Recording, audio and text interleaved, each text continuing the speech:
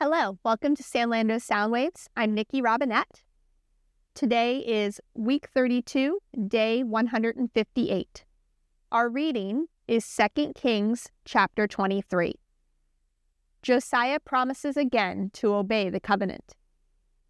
Then the king called together all the elders of Judah and Jerusalem.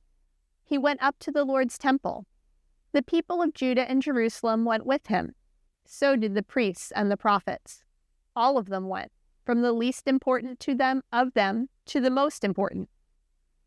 The king had all the words of the book of the covenant read to them. The book had been found in the Lord's temple. The king stood next to his pillar. He agreed to the terms of the covenant in front of the Lord. The king promised to serve the Lord and obey his commands, directions, and rules. He promised to obey them with all his heart and with all his soul. So he agreed to the terms of the covenant written down in that book. Then all the people committed themselves to the covenant as well. Certain things in the Lord's temple had been made to honor other gods. They were the god named Baal, the female god named Asherah, and all the stars in the sky. The king ordered Hilkiah the high priest to remove those things. The king ordered the priests who were next in rank and the men who guarded the doors to help Hilkiah. Josiah took those things that had been in the Lord's temple and burned them outside Jerusalem. He burned them in the fields in the Kidron Valley, and he took the ashes to Bethel. Josiah got rid of the priests who served other gods. The kings of Judah had appointed those priests to burn incense. They burned incense on the high places of the towns of Judah, and they burned it on the high places around Jerusalem. They burned incense to honor Baal and the sun and the moon. They burned it to honor all the stars. Josiah removed the Asherah pole from the Lord's temple. It had been used to worship the female god named Asherah. He took it to the Kidron Valley outside Jerusalem. There he burned it, he ground it into powder, and he scattered it over the graves of ordinary people. He also tore down the rooms where the male temple prostitutes stayed. Those rooms were in the Lord's temple. Women had made cloth for Asherah in them. Josiah brought all the priests from the towns of Judah and destroyed the high places. He destroyed them from Geba all the way to Beersheba. And the priests had burned incense on them. Josiah broke down the gate at the entrance of the gate of Joshua. It was on the left side of Jerusalem's city gate. Joshua was the city governor. The priests of the high places didn't serve at the Lord's altar in Jerusalem. In spite of that, they ate with the other priests. All of them ate the bread made without yeast. Josiah destroyed the high place at Topheth in the valley of Ben-Hinnom. He didn't want anyone to use the high place to sacrifice his son or daughter in the fire to the god named Molech.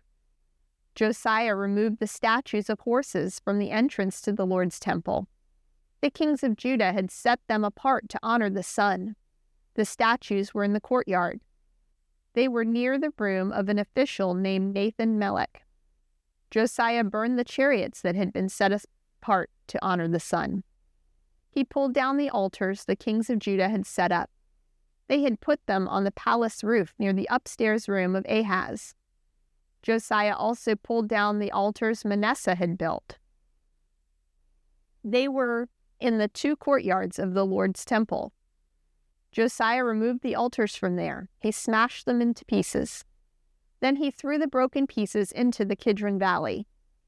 The king also destroyed the high places that were east of Jerusalem. They were at the southern end of the Mount of Olives.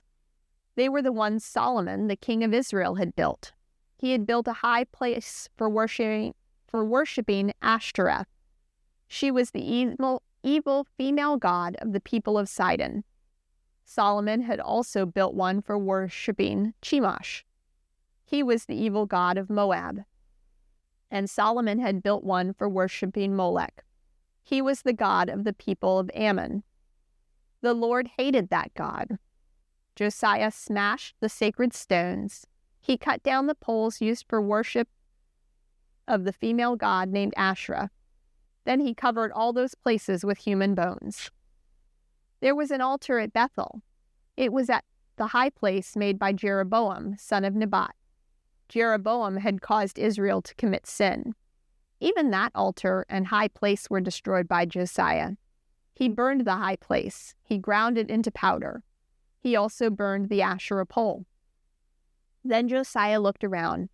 He saw the tombs on the side of the hill. He had the bones removed from them, and he burned them on the altar to make it unclean. That's what the Lord had said would happen. He had spoken that message through a man of God. The man had announced those things long before they took place. The king asked, "What's that stone on the grave over there?" The people of the city said, "It marks the tomb where the man of God is buried. He came from Judah. He spoke against the altar at Bethel. He announced the very things you have done to it." "Leave it alone," Josiah said. "Don't let anyone touch his bones." So they spared his bones. They also spared the bones of the prophet who had come from the northern kingdom of Israel. Josiah did in the rest of the northern kingdom the same things he had done at Bethel. He removed all the small temples at the high places. He made them unclean. The kings of Israel had built them in the towns of the northern kingdom. The people in those towns had made the Lord very angry. Josiah killed all the priests of those high places on the altars. He burned human bones on the altars. Then he went back to Jerusalem. The king gave an order to all the people. He said, "Celebrate the Passover feast to honor the Lord your God. Do what is written in this book of covenant." Passover feast like that one had not been held for a long time. There hadn't been any like it in the days of the judges who led Israel, and there hadn't been any like it during the whole time the kings of Israel and Judah were ruling. King Josiah celebrated the Passover feast in Jerusalem to honor the Lord. It was in the 18th year of his rule. And that's not all. Josiah got rid of those who got messages from people who had died. He got rid of those who talked to the spirits of people who died. He got rid of the statues of family gods and the statues of other gods. He got rid of everything else the Lord hates that was in Judah and Jerusalem. He did it to carry out what the law required. That law was written in the book that Hilkiah the priest had found in the Lord's temple. There was no king like Josiah, either before him or after him. None of them turned to the Lord as he did. He obeyed the Lord with all his heart and all his soul. He obeyed him with all his strength. He did everything the law of Moses required. In spite of that, the Lord didn't turn away from his great anger against Judah. That's because of everything Manasseh had done to make him very angry. So the Lord said, "I will remove Judah from my land. I will do to them what I did to Israel. I will turn my back on Jerusalem. It is the city I chose. I will also turn my back on this temple. I spoke about it. I said, I will put my name there." The other events of the rule of Josiah are written down. Everything he did is written in the official records of the kings of Judah. Pharaoh Necho was the king of Egypt. He marched up to the Euphrates River. He went there to help the king of Assyria. It happened while Josiah was king. Josiah marched out to meet Necho in battle. When Necho saw him at Megiddo, he killed him. Josiah's servants brought his body in a chariot from Megiddo to Jerusalem. They buried him in his own tomb. Then the people of the land went to get Jehoahaz. They anointed him king in place of his father Josiah. Jehoahaz, king of Judah. Jehoahaz was 23 years old when he became king. He ruled in Jerusalem for 3 months. His mother's name was Hamutal. She was the daughter of Jeremiah. She was from Libnah. Jehoahaz did what was evil in the eyes of the Lord. He did just as the kings who had ruled before him had done. Pharaoh Necho put him in chains at Riblah in the land of Hamath. That kept him from ruling in Jerusalem.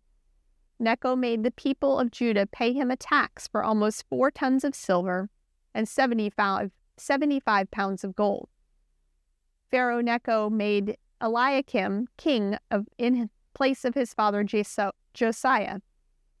Necho changed Eliakim's name to Jehoiakim, but he took Jehoahaz with him to Egypt, and that's where Jehoahaz died. Jehoiakim paid Pharaoh Necho the silver and gold he required. To get the money, Jehoiakim taxed the land. He forced the people to give him silver and gold. He made each one pay him what he required. Jehoiakim, king of Judah. Jehoiakim was 25 years old when he became king. He ruled in Jerusalem for 11 years. His mother's name was Zebidah. She was daughter of Pedaiah. She was from Rumah. Jehoiakim did what was evil in the eyes of the Lord. He did just as the kings who had ruled before him had done.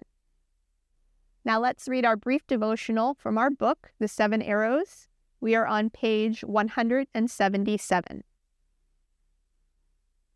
Our 7 questions to think about are: what does this passage say? What did this passage mean to its original audience? What does this passage tell us about God? What does this passage tell us about humanity? What does this passage demand of me? How does this passage change the way I relate to people?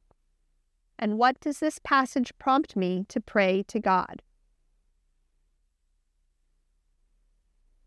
Though the nation was unraveling and on the brink of destruction, we see glimmers of hope in kings like Josiah. After hearing God's law, Josiah led a number of reforms designed to restore the proper worship of God. He reminded the people of their covenant with God, reinstated the Passover celebration, and restored the temple to its proper function. He also destroyed the sites where Israel was prone to worship false gods. Josiah's actions demonstrate the bravery required to walk with God and point others to him in a time of rampant sin. We know that Josiah's actions were critical. If the people did not repent and return to God, they would face exile as well. Christians today face a similar challenge. In a world marked by sin, we're called to walk faithfully with God and call others to obedience. Such faithfulness is vital for us to fulfill our God-given mission as image bearers. Like Josiah, this type of faithfulness will require courage and conviction. Thank you for joining us today. Please tune back in tomorrow.